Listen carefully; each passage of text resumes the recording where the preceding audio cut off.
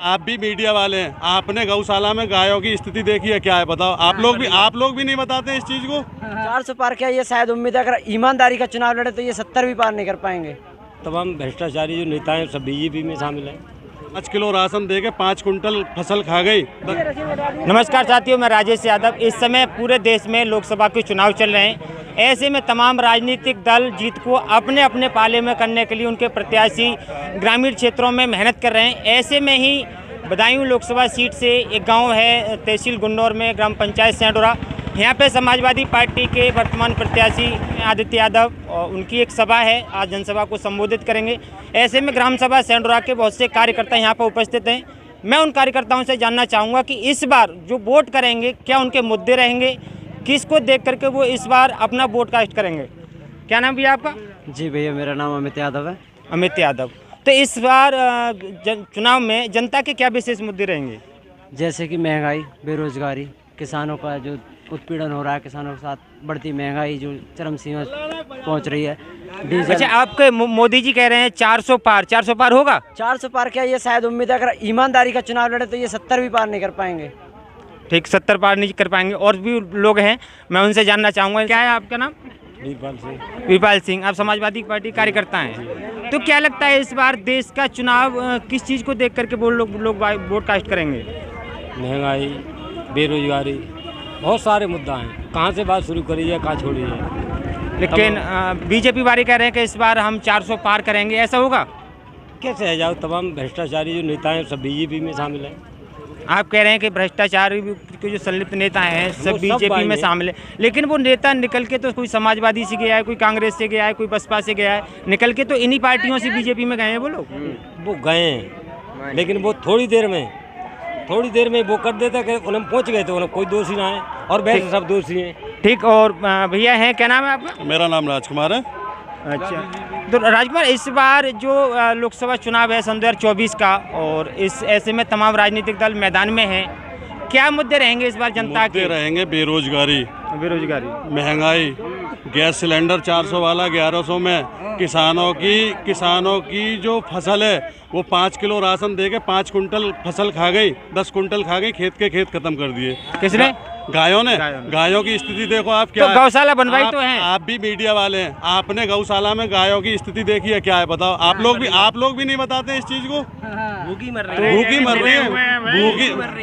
रही है। अच्छा, किसानों की मैं बात करूं, 2000 रुपये जो दिया जाता है हर 4 महीने में, 6000 रुपये साल तो दिया जाता है ना किसानों को। हम ऐसा है, अरे सुनो, मोदी जी हो गए बिजनेस वाले। 400 का सिलेंडर बेच रहे हैं 1200 में, कितने हुए महीने में? 800। साल के कितने हुए? जो पार्ले जी का बिस्किट था 10 साल पहले कितना था? अगर खाने के बाद पानी पीता आदमी, काम चलता पूरे दिन का। आज उसमें 5 बिस्किट निकल रही है। तो मोदी जी ने तो बिजनेस बना लिया। 2 आदमी देश बेच रहे हैं और 2 आदमी देश को खरीद रहे हैं। अच्छा, ये बताओ, ग्रामीण क्षेत्रों में जो मोदी सरकार के द्वारा बड़े बड़े दावे किए जाते हैं कि हमने बहुत ज़्यादा कार्य किया है विकास का, क्या आपको लगता है कि जीरो ग्राउंड पर कोई कार्य हो पाया है? जीरो ग्राउंड पर आप देख लो, हर जगह सफाई अभियान देख लो, स्वच्छ अभियान देख लो, कहाँ है? कौन सा अभियान? एक कामयाब अभियान बताओ आप। 5 साल में हमारी किन्नौर विधानसभा में एक काम बताओ, कोई भी किया हो। आप क्षेत्र में रहते हो, घूमते हो, एक काम बताओ। तो ये तो सभी राजनीतियों के इतिहास रहा है कि विशेष करके तो कोई पार्टी विशेष कर देखो, मेरी बात सुनिए, जब नेताजी मतलब मुख्यमंत्री थे, चीनी मिल रजपुरा में दिया, इससे किसानों का भला हुआ है नहीं हुआ है? बताओ आप। हाँ, ये तो किसानों के हित में है। अनूप शहर का पुल जो दिया है, किसका भला हुआ है? आज किसान सीधा कल्ला लेके अनूप शहर को जाता है। अच्छा, बीजेपी एक तरफ कहती है अपने भाषणों में, मोदी जी अमित शाह कहते हुए नजर आते हैं कि कांग्रेस अगर जो इंडिया गठबंधन की सरकार केंद्र में बनी तो जो माता बहनों के मंगलसूत्र या फिर जिस पर ज़्यादा ज़मीन है या फिर ज़्यादा मकान है उसमें से आधा लेकर के वो एक मुसलमानों को दे देंगे, ऐसा हुआ? मंगलसूत्र तो किसने बिचवाया? जो सोना 28,000 था, आज कितना है? 72,000।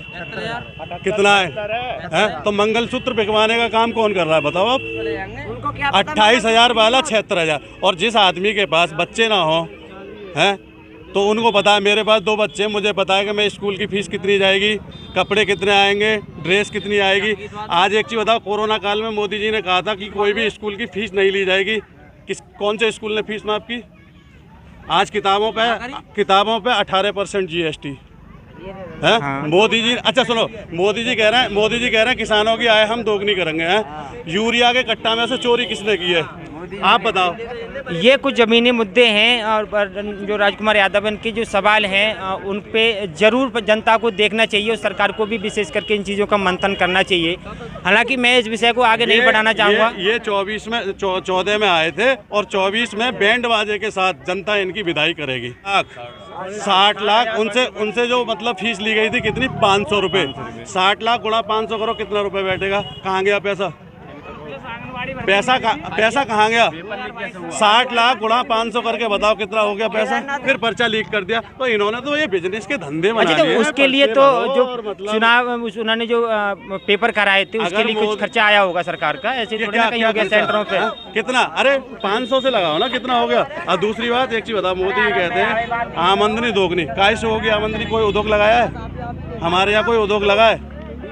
तो मैं डॉक्टर साहब से एक दिन विशेष करके और बात करूंगा। हालांकि इनकी सभी बातें सुनने लायक हैं और ये समाजवादी पार्टी के कार्यकर्ता भी हैं। यहाँ पे बहुत सी जनता है जो फर्स्ट टाइम वोटर के, ऐसे कितने बच्चे हैं यहाँ पे व्यक्ति जो पहली बार वोट कास्ट करने जा रहे हैं, जिनका वोट पड़ा है कोई जिनका पहली बार वोट करने जा रहे हैं? वोट किनका बड़ा है? कोई है ऐसे जो पहली बार वोट करने जा रहे हों? तो पहली बार वोट डालोगे आप? यस। वोट बन गया आपका? यस। किसको वोट करोगे? क्या मुद्दे रहेंगे आपके? वो तो टाइम आने में बताएंगे, लेकिन समाजवादी जिंदाबाद कर रखी है। सरकार इंडिया गठबंधन जिंदाबाद था, जिंदाबाद। किसकी सरकार? सपा सरकार। सपा सरकार। चलो ये यहाँ की पब्लिक है और बाकी 7 तारीख को मालूम पड़ जाएगा कि क्या होगा।